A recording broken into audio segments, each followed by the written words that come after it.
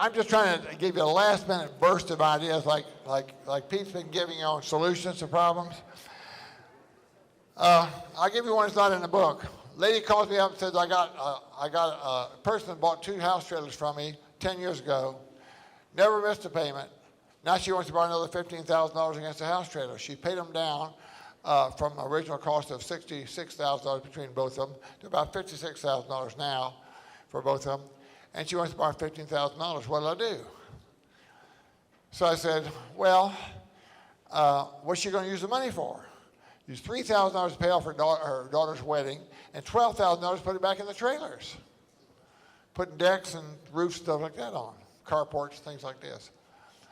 So right away, if you stop right there, 12 of the 15 is going back into the trailers as almost like a banker saying, I'll lend you 15 grand, put $12,000 back with me. See?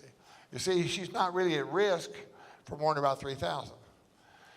So I said, what you do is you go to her and you take those 2 contracts she's buying her trailers on right now and say, we're going to refinance the contracts for you. And the person said, I would be willing to pay 12%, and she's on a 10% contract. So I says, if you just loaned her the $15,000 at 12%, what is that going to be, $1,800 a year, something like that? Is that about right, $150 a month? But I said, if you'll say, well, for security purposes, I want to refinance everything you own, so I'll give you $71,000, and you pay me back $56,000 that you owe me. And now you owe me $71,000 at 12%. How much is that a month?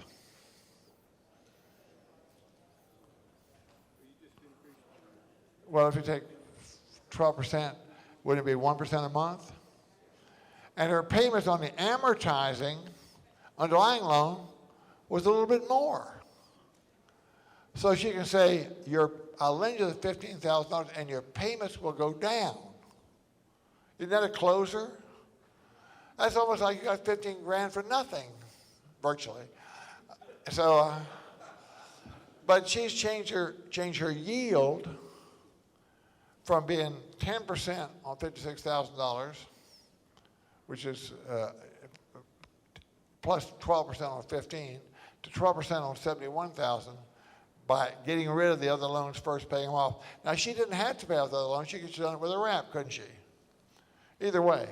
But this way, she'll put $7,500 on one trailer, $7,500 on the other trailer. So if the woman goes default, she can foreclose one trailer or repossess one trailer at a time, not both of them. So she spread her risk across things, but she's increased her yield. So it's kind of an invisible wrap. If you use the wrap money to pay off the underlying loans, still you kind of got the benefit of the other loans, didn't you? Because remember, the $71,000 she gives her, she's going to get $56,000 right back. So she's only going to be out, it's going to be a paper shovel. She'll be out $15,000 of new money, but increase her yield. You understand how that works? Everybody understand how it works? Nobody understands how it works. Well, so back to the 4th grade. Page 25. Get a call from a church. Got a little lady, 93 years old. 93 years old and 14 cats. And she's really spry and everything like this. And her problem is that she got snookered into borrowing against her property with a 16% loan. Her total income is $400 a month, total income. And her total payments are $400 a month. So she has not been eating, she's been making loan payments. Now, if you stop right there, isn't that the kind of person you want to owe you money, that miss their meals and pay you? Isn't that what you want? So they said, we gave her to a reverse annuity mortgage person, and she owes too much to have that work. You know, a reverse annuity mortgage, they pay off your old debt, and they give you an income, but she owes too much to make that work. So there she is, and the church calls me. I said, your problem is you called the wrong person. I don't save people. That's your job. So you save her, pray for her. When you give up, call this number, which happened to be my daughter, who understands arithmetic pretty good. And so my daughter says, well, how about we do this? Your current loan is $33,000. House worth about twice that. It's a little shack, $33,000. I'll pay off the $33,000 out of my IRA. And all I want from you is a remainder interest in your house. So all of a sudden, you got no debt whatsoever. You live in the same place. Now instead of paying out $400 a month, you put it in your pocket and live off of it, eat again. All we want is that part of the house you'll never need again. That's how you sell that. The part that's left over after you die off. But if there's one issue, what about your kids? She says, well, I want to take care of my kids. So I said, at about the level they're taking care of you right now, why aren't your kids paying your bills for you? Well, I said, when you get, my daughter said, when you get tired of, doing without meals, call me back. So that's what she bought the house. She paid off the $3,000 loan. The woman was living in a free and clear house. My daughter has a residual interest, 93-year-old lady, right? So a life estate with a 93-year-old lady, is that a long-term investment or a short-term investment? Well, just as I was going over the grease to put on the top step, the city came along and condemned the property. So they saw my daughter's name, you deed a remainder interest. They saw their daughter's name on the deed, and where he said, well, she's out of town, or we can jerk her chain. So my daughter says, so she calls the newspaper, preps the little lady, says, little lady, after all our work, you're still going to lose your home, and what'll happen to those cats? And so the little lady became a poster child for the newspapers. They loved her, a little white-haired lady sitting there with the cats around her. A really, really sharp cat. And she said, you might as well just have a public execution, sell tickets, because I'll never live for a move. If I move, I'll just die. And the newspaper just lapped that up. Election year, and the politicians get really nervous, and the current administration throws this little lady out in the street. They condemned all the houses around her. Urban renewal, going to wipe them clean and make brand new construction. Here's just this little shack of a house with the 14 cats. They finally says, we give up. We'll give you a house on the lake here. We'll buy it, we'll give it to you. Remember, my daughter has a remainder interest. She has a life estate. And my daughter says, well, we're not signing anything. If you just sign a mortgage, we're not going to sign anything. We're free and clear here. We're not going to sign anything. So they had another powwow, a few more newspaper articles. And they put a lien, they bought a house, put a city lien against it. Then they conveyed it to the little old lady and my daughter, their life estate, and said that there'd be no payments whatsoever until the little lady dies. And then she'll have 2 years after that before she has to make a payment, which interest will accrue at 2%.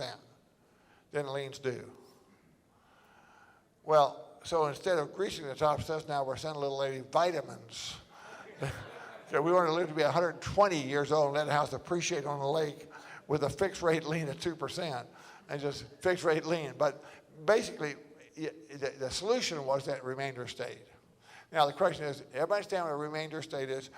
She gets to live in the rest of her life and you get what's left after that. And an estate can be an estate for term, be any length of time you want to pick. Between you and any other person, say you can have it this long, I get the rest of the time. It's a way to finance things without debt. It's a way to say, I can pay you some now, and I'll pay the rest later, or I'll sell you some now, sell the rest later. It's a way to change the amount of property you sell people, leave them in place. Now in Florida, it's really important that you not change title unless you're going to do something really fancy, because the minute you change title, the tax collector, like California, swoops in, says, now you haven't been paying the right amount of taxes all these years because you got this low rate. Will it readjust it? So most people can't afford to sell their houses because they can't, and other people can't afford to buy them because there's such a big bump in the tax rates. But by using remainder estates and interests where the primary owner are still there, haven't changed anything as far as they're concerned, doesn't trigger any increase in taxes, doesn't trigger mortgage increase, doesn't trigger anything, because your remainder estate takes place after there's any problem. So when you have a real tough due on sale clause and they're gnashing their teeth, have the remainder estate extend past the end of the mortgage. So after the 30th year goes by, have your remainder estate right then, there's no mortgage impact. You can still control property. And we know, don't we, over time, that if you hold real estate long enough, you make money. So when you bought that remainder estate, you get a discounted price. The farther you go out into the future, the less you have to pay for it. So you get a discounted price, but oddly enough, so if you went and said, okay, let me have everything you own after 20 years, people my age would say, you got it. How much do I get today? I get to keep the rents. I get to keep using it, my stuff, and I don't care what happens to it. How much do I get today? You say, well, I got to wait 20 years to get it. I shouldn't have to give very much because you're going to have it for the next 20 years. And so I could probably say, well, give me what do you got? Doesn't matter to me. I'll be dead. What do I care? And so you find it when you buy those remainder stakes. But at the same time, if the economy just appreciates 1 or 2 or 3% a year, you get the benefit of appreciation with no must, no work, no fuss, nothing to do. Cannot be attached. You can't attach your future interests. Can't be attached. There's no liability, no management, nothing. You just got your money out there growing very quietly. So isn't that IRA money? If you can't tap your IRA till you're 59 and you're 39, it's going to be 20 years anyway, isn't that where you want to put it? No bookkeeping, no dancing around. It's just let it grow quietly, no work, no effort. So that's why you want to know about remainder estates and how they benefit you. It's a deeded interest. It's not a contractual interest. Can't be set aside by the courts, things like that. So you need a deed. First you need a contract. You always need a contract to say, a regular purchase contract. Say, here's what we intend to do so there can't be any argument later on. Then you follow the contract, and then you need a deed. The deed will show you have a title to a remainder estate, a deeded interest. Then you need some title insurance to make sure they own it in the first place. Then if you pay it off, you need to stop a letter. You pay it off, and then you need a satisfaction or reconveyance, and you need a cancel note. So you have to document it, do it right, but documentation is pretty simple. It's just like selling any other kind of a house. It's pretty simple. Okay. You get out of control rental property. They're probably the most motivated people in any market, good, bad, or up, down, or sideways, are accidental landlords. They became accidental landlords a number of ways. Either they thought it'd be real smart to run over to Texas, buy some property from California because it's so cheap in Texas. They forgot that the reason it's cheap in Texas because it never went up. They forgot that part. And they do that, and they get there, and they buy this cheap property. They say, I sold my one house in California, bought 15 houses in Texas. Boy, am I moving ahead. You're not moving ahead, you're moving across is what you're doing. And the guy that sold to you some hustler usually guarantees to manage it for you. That doesn't mean he guarantees to manage it well, he just guarantees to manage it. So after you don't get rents for about a year or two, you realize management is not necessarily the same as getting rents. And then he quits, or you fire him, and then you can't find anybody else. You still got property in Texas, cost you a boatload, and all of a sudden you find out you're the last person that ever going to be able to buy those houses. There's unsaleable stuff. That sound familiar? I mean, that's the world. This is all over the country that's happened. Or you got people who die off, and the heirs end up with all this real estate. They can't sell it in this market, so they can't get any money. And nobody wants to manage it because nobody wants to do all the work so they can split the rents. So it just sits there. You get lenders who foreclosed. They got it. They can't sell it. They don't know what to do with it. There's no lender that has any management expertise. I mean, I'm talking about institutional or whatever. They don't want it. Or you got a seller, did the seller carry back financing? He sold it to get rid of management. Doesn't want it either. And they're accidental landlords. They didn't want to get back in the landlord business. There are setups for a person who comes up to them and says, let me do it for you. I'll do all the work. I'll do the rough and tough. I'll do everything. And we got two plans. You can pay me a whole bunch of money in management fees, and you get all the upside, and you get all the depreciation, you get all the write-offs. Or you can pay me nothing in management fees and give me an option that will help me capture as much of that upside as I can get. So if you're that person, you need income, you let him have all the upside, you take the rents. If you don't need the income, but you'd like to have the upside, like to have the growth with no investment whatsoever, then you say, let me sign a lease for you. I want a 1-year lease, 5 renewals, so I'm going to have a 6 years if I want 6 years. You don't really want to lock yourself in a lease and hit a bad rental market, so you say, I want to be able to renew it. I want to fix rate rents. I'm not going to jack up the rents. I'll do everything. It'll include maintenance management. I even do bookkeeping. I want 15% of the rents for nonstop, do everything, but if there's any maintenance, you're going to pay for it, but I'll arrange it and supervise it. And if they don't say anything, take the 15%. And on a $1,000 house, that's $150 a month, and take it. It'll be the easiest $150 you ever earned. If you get 10 of them, that's $1,500 a month. If you get 100 of them, that's more than that. A couple guys here in Southern California, again in the 70s, or maybe early 80s, came to see me in Florida and paid me $200 an hour to sit with me all day long to answer one question: shall we expand nationally or not? They had to run an ad in the LA Times that guaranteed absolutely no vacancies if you master lease your property to us. And the phone burned up.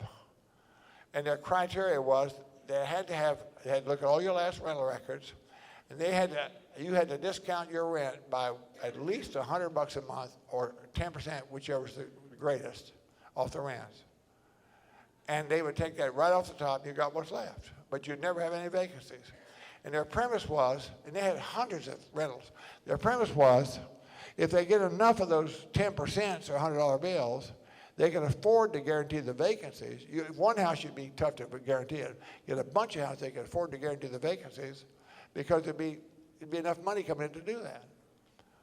And they grew so fast and made so much money that he came to me and says, what do we do? Should we get bigger? I said, no, don't get bigger. They got bigger. And they got so big, they lost control of the company. One of them had a nervous breakdown, and the brains had a nervous breakdown, and the brawn couldn't run the country and lost it all. But the point I'm making is they made so much money so fast for distressed landlords that just didn't want to do it ever again, and who were willing to take a limited amount of vacancy, a limited amount of rent to have no all vacant property ever. You got a $2,000 a month payment. You don't want 1 month vacant with $2,000 a month payment make. You'd rather get $1,500 for sure and lose $500 a month every month than take a chance on having that big gap that you can't cover. And so if you want to get in the game, the income game, that game is available to you. But the landlord gets out of it. In an ideal situation, he gives us some of his cash flow, but he continues to get growth and amortization of his property and no longer has to fool with it. Now, I got this from somebody else, but here's your sales pitch. You're talking to the landlord, and he's grumbling about his cost and everything else, and you say, if you're in jail and the PLO captured you and they're never going to let you out, never again, would you give up 30% of your net income or your gross income, 30% of your gross income, to get out of jail? Well, if you have a bunch of rentals, and this is very typical, a bunch of rentals, and you don't dare leave town because you might have a vacancy or a maintenance call or something happen to you, how are you different from the guy in the PLO prison? You're never going to get out unless you give up something. But if you give up 30% of your gross cash flow, I only want 10 or 15% for me, but there'll be maintenance and things like that I have to do for you. And I won't be very efficient. There'll be some vacancies or whatever. It's going to count on losing 15% of your gross every year. We're talking about people who right now can afford to do that and still make their bills, pay their bills. Then you're free. You're free. You get all the upside on the houses. You get all the tax benefits. You get everything. I just do everything. I just get paid for my work. So the typical response might very well be, I can't do that. I can't afford it because I don't have that much clearance between my payments and my cash flow. I just can't do it. I can't give up anything. They say, well, the only thing else I can sell you, I'll do the same work for you as before. I want half of your equity. Now, you don't do it with somebody with no equity. I want half your equity. If you won't give up 30% of your gross income, will you give up half of the growth from this point forward? You can have all the equity up to now, but I want all the equity or half the equity from here on out.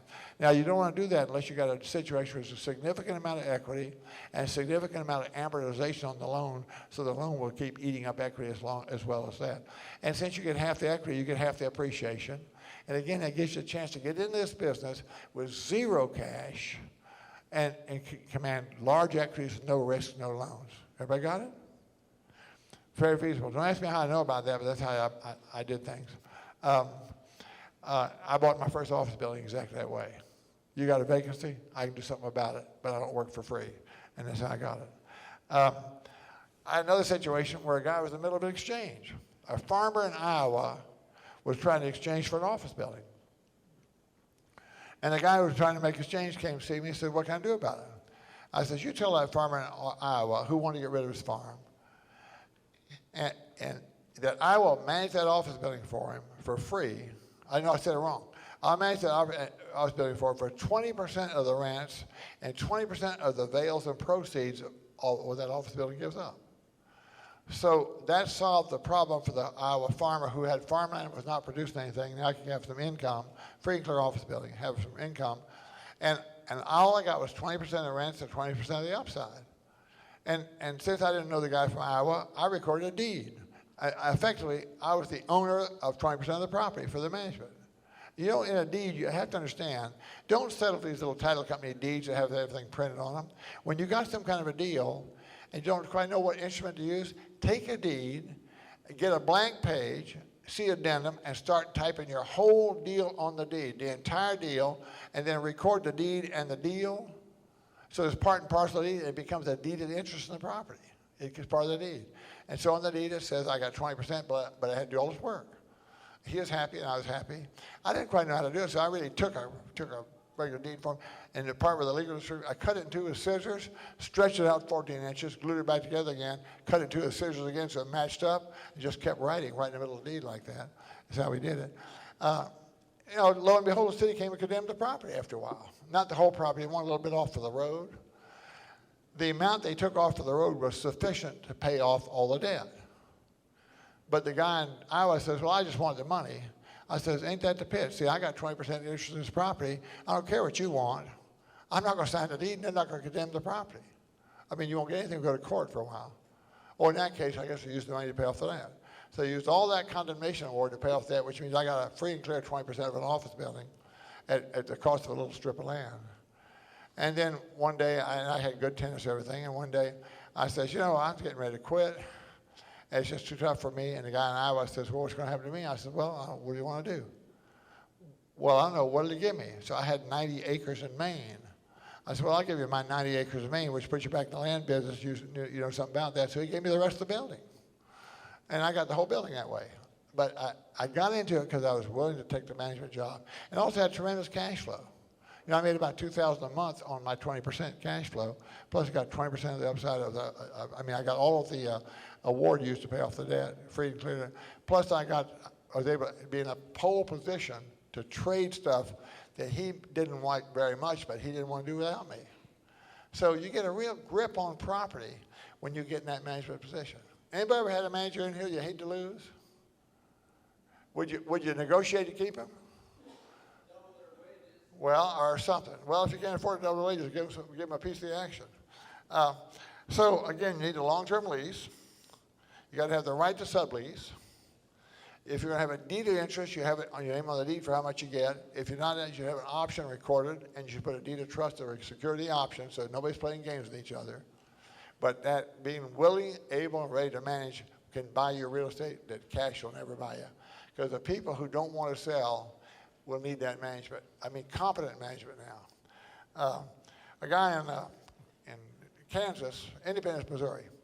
I ended up with a duplex in Independence, Missouri, in a neighborhood. I traded for it. Neighborhood, 400 duplexes, and one guy managed them. So I get this little letter through the mail. He says, "Dear homeowner, you know, a terrible thing happened to Mrs. Snodgrass the other day. Her roof went bad, and she didn't have enough money to repair it. And the poor dear lost a house. And I don't want that to happen to you. So we're forming a maintenance pool here. If you'll all just kind of chip into the pool every month, then if Miss Snodgrass ever has another roof go bad, we'll have enough money to put the roof on for it, no cost to her. Would you chip in, say, 15% of your rents with 400 rentals?" Yeah, that's a slam dunk for me. Sure, in a heartbeat. So no more maintenance bills. That's great, but I got 15% less rent every month instead of a maintenance bill from time to time. Then I got another call. You know, the worst thing happened. The refrigerator and stove went out, and Miss Snodgrass couldn't afford to do it and had to sell real cheap, and we felt so bad about it. And would you just like to get any appliance, and that include your air conditioning, pool? So if any appliance or air conditioner went bad or heater, we take care of it. It'd be about 10% of the rents. What do you think? Yeah, why not? And every month we'd get a statement showing how the pool is expensive, what was in the pool now. It was all legit. Okay. Then a little bit later on, it came in with vacancy protection. Miss Snodgrass, she had this vacancy, couldn't make the payments, lost it. So we have a vacancy protection pool. If you put a little bit in the vacancy protection pool, then you need to have to never worry about a vacancy because the pool will pay your rent regardless whether you got a vacancy or not. Slam dunk. I'll do that too. I only need about 10%. So I'm giving up about 35% of my rents to Terry Flood. I mean, now this is genius at work. Then I began to look at my statements, and I realized in the statement was all his overhead was being paid by the pool. His entire overhead for his office, secretary help, tractors, interest, everything in his operation being paid for out of those pools and being allocated to the pools. He made full disclosure, but I guess nobody ever read it. And I read it, and I called him up, and I said, Terry, I'd like to congratulate you on all what you did, and I think it's wonderful. I'm going to use it myself, but I'm out. Cut me out of the pool. I'm not going to play anymore. But isn't that a wonderful thing to do as a manager? And if you start managing a lot of property, you think about the gold, silver, and platinum plan, and you start telling your teams about it, because by spreading the risk of the little fear inside the landlord over all these other landlords, he took out a bodacious profit every month and had very low expenses to do it. So you want to be thinking about that, how you do business.